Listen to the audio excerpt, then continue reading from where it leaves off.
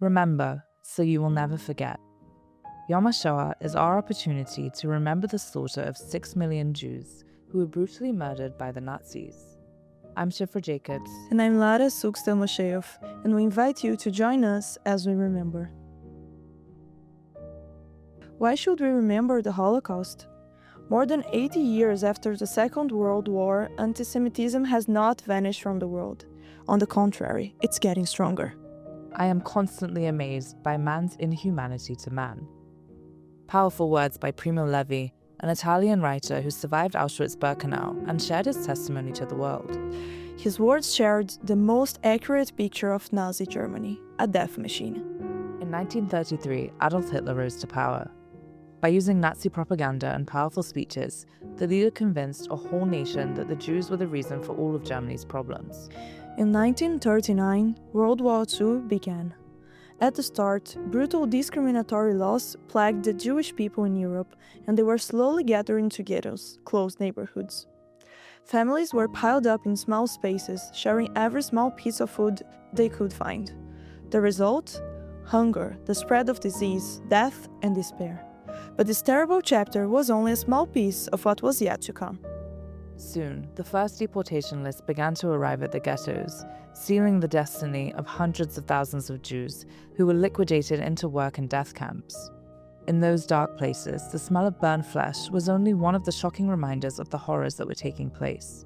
Working until death or killed either by gas, hanging, gunfire, or starvation was a stark reality for most who entered the camps.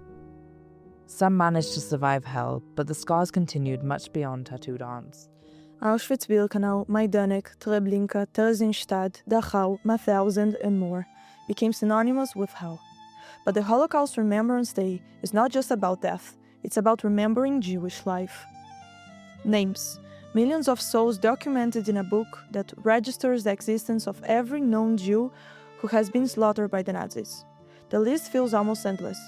Women, men, and children wiped off the face of the earth. It's the expressions in Jewish children's faces that are the hardest to forget. Taken from their loving homes into the hands of monstrous psychopaths, every Jewish child who suffered at the hands of the Nazis lost their childhood. Drawings that should have had a childlike innocence turned into dark pieces as though a light was turned off forever. We want to focus on the stories we don't always hear. Who were these people? Which stories did they tell? That's what we discovered on our visit to the Living Memory exhibition, the Yad Vashem's collections between past and future. Every story has a name. The Jewish people left some of their memories engraved in pieces of art and personal objects that continue their memory even today.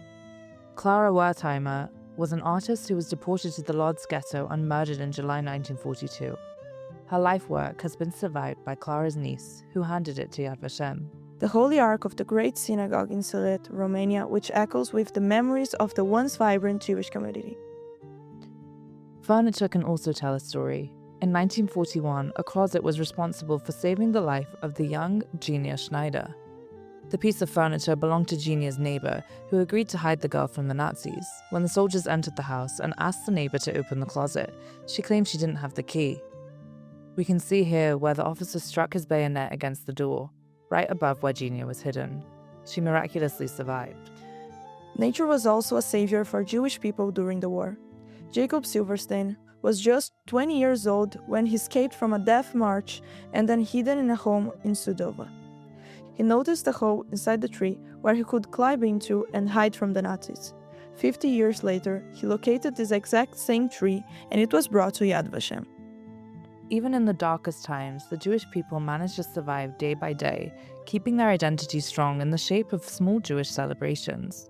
One example might be seen in the Shabbat candelabra, which survived the camps. It was made from barbed wire created by Azriel Yitzchak Shuna in the Mauthausen concentration camp. In the middle of the horror, even a small object could save a life, and that's the story of Artur Poznański's bullet-damaged spoon. He was hit by a quartz gunfire as Artur jumped from the death train to Mauthausen, saving his life. A tragic element are the letters of goodbye, where Jews said farewell to loved ones and final wishes inked on paper. Dear children, goodbye. I'm dying. What we've been experiencing here in the ghetto is indescribable. It's worse than death. If our plan does not come to pass, I am considering committing suicide. At my age, being led to a German concentration camp, or worse, to a camp in Poland, and dying a slow death would be intolerable for me. My sons, I hope you live to a more pleasant and tranquil old age than I have, and all I ask of you is to preserve my memory forever. Among the thousands of written memories left by Shoah Jewish victims, one of the most well-known belonged to Anne Frank.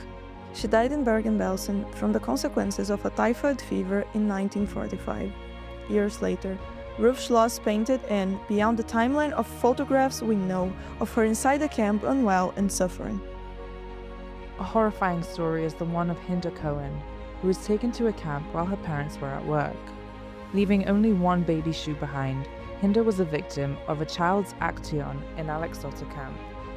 Her parents left for a working day, but when they came back, they discovered that all the camp's children had been slaughtered, including their only child, who left only one shoe behind. Her father, Dov, engraved the date on her shoe to remember. On Yom HaShoah, it's important to remember the 6 million who died, but also the Holocaust survivors who are the living memory and proof that the Jewish people survived hell on earth and continued to build new life. And we continue to survive. Despite difficult times, threat, and true moments of survival, the Jewish people remain.